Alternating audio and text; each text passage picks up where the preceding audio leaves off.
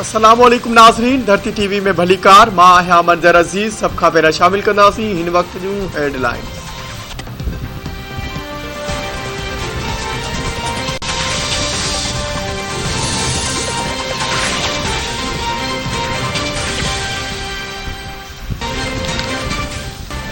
Supreme Court सदारती reference ते largest bench जोड़न जो फैसलो करे छड़ियो।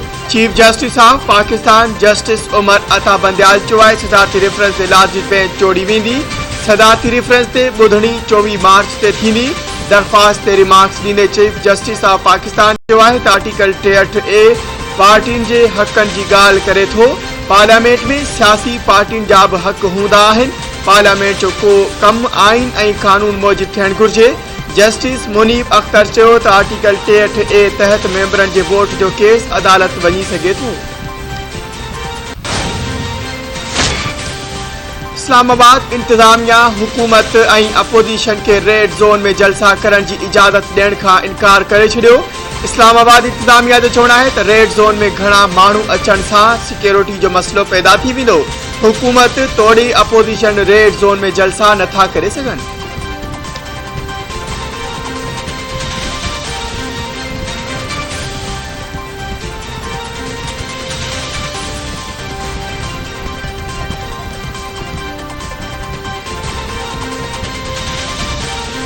खान साहब गेम इज़ ओवर। हाण केर बि अवां जी मदद करण न ईंदो।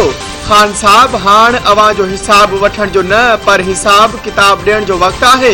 मुस्लिम लीग नून जी नायब सदर मरियम नवाज़ चयो आहे त इमरान खान खे ख़बर पइजी वई आहे त हू हाराए वियो आहे।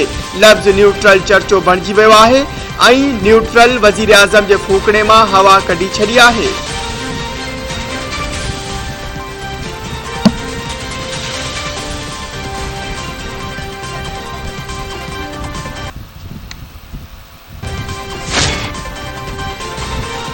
बिलावल भुट्टो ज़रदारी शहबाज शरीफ ऐं मौलाना फज़लुर रहमान यूसुफ रज़ा गिलानी ऐं ॿिया सुप्रीम कोर्ट पहुची विया। बिलावल भुट्टो ज़रदारी चयो आहे त हू पार्लियामेंट जे मामलनि खे अदालत में न आणींदा ऐं सियासी ॻाल्हि न कंदा। अदालत मां खेनि इंसाफ़ जी उमेद आहे। PDM सरबराह मौलाना फज़लुर रहमान चयो आहे त हिते न जमहूरियत आहे न ई जमहूरी माहौल आहे। अदालत आइन ऐं कानून मूजिब फ़ैसिलो कंदी।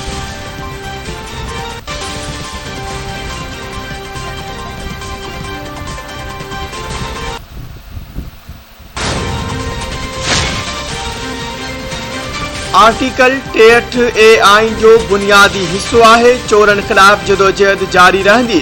सुर्द समाज वफ़ाक़ी वज़ीर फवाद चौधरी चयो आहे त मौलाना फज़लुर रहमान इस्लाम जे नाले ते छा कयो। वॾनि माफ़ियाउनि खे डाइण हिकु चैलेंज आहे।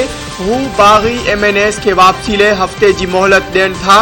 बाग़ी मेंबर 7 ॾींहनि में वापसि न आया त नाअहल थी वेंदा।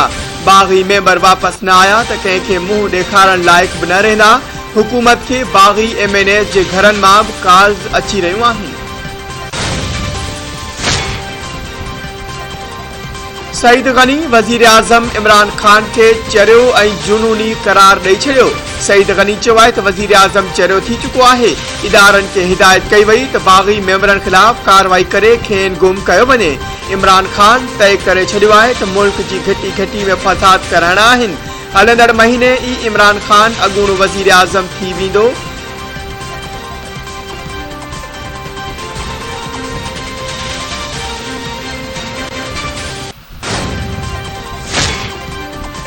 क़ौमी असेंबली जो इजलास अॼु थियणु घुर्जे हा। स्पीकर आइन जी भञकड़ी कई।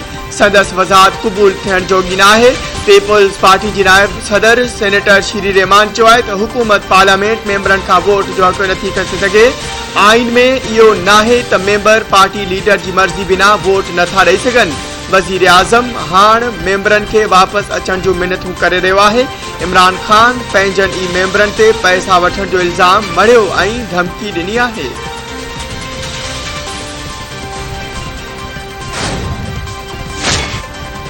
वज़ीर आज़म हाउस में इमरान खान की सदारत हेठ PTI की सियासी कमेटी जो इजलास में तहरीक अदम एतमाद समेत बेन अहम मामलन ते गौर। क़ौमी असेंबली के इजलास का पोइ हुकूमत अमली ते गौर कयो वियो।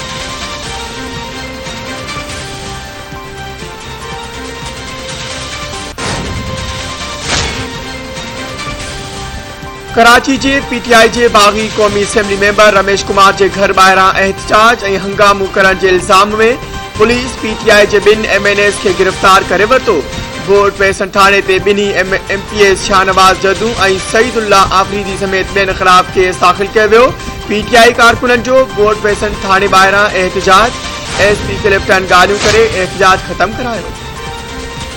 मुल्क में कोरोना विघे वधीक 2 ॼणा हयातियूं विञाए वेठा। NCOC मूजिब मुल्क में कोरोना विघे फोत थियलनि जो अंग 30,331 थी वियो।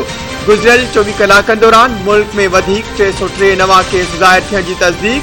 कोरोना जे हाकारी केसनि जी शिरह 1% ते अची वई।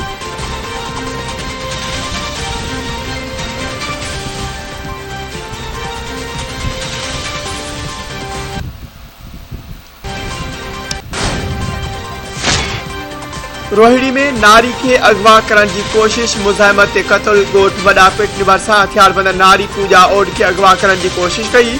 मुज़ाहिमत ते फायरिंग में नारी मारिजी वई। वाक़े बैदि जवाबदार फरार। पुलिस पहुंची नारी जो मर्द रोहिणी अस्पताल मुंतकिल करे छॾियो। पाकिस्तान ऐं ऑस्ट्रेलिया विच में सीरीज़ जूं टीमूं ऐं आख़िरी टेस्ट अॼु खां लाहौर जे कसाफ़ी स्टेडियम में खेॾियो पियो वञे। ऑस्ट्रेलिया टॉस खटे पहिरीं बैटिंग जो फ़ैसिलो करे छॾियो।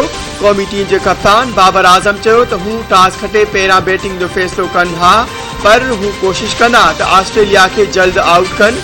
क़ौमी टीम में हिक तब्दीली कंदे फ़हीम अशरफ जी जाइ ते नसीम शाह खे शामिल कयो वियो आहे।